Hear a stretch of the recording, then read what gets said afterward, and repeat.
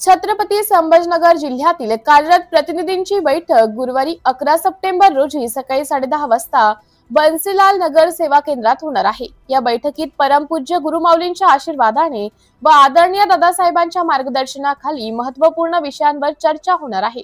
या बैठकीत आदरणीय दादासाहेबांचे व्हिडिओ कॉन्फरन्सिंग द्वारे ऑनलाईन मार्गदर्शन होणार असून प्रशासकीय प्रतिनिधी टीम व याज्ञिकी प्रतिनिधी टीम श्री गुरुपीठ यांच्या उपस्थितीत विविध नियोजनांवर चर्चा होईल।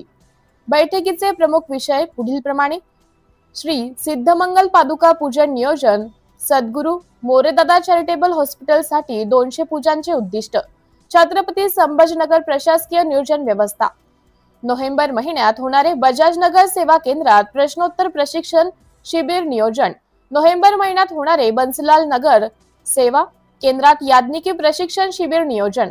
या बैठकीसाठी जिल्ह्यातील सर्व साप्ताहिक पत्रिका आरती सेवा केंद्रातील जिल्हा तालुका केंद्र प्रतिनिधी पंचमंडळ तसेच 18 विभाग कार्यरत प्रतिनिधी यांची उपस्थिती अनिवार्य असणार आहे।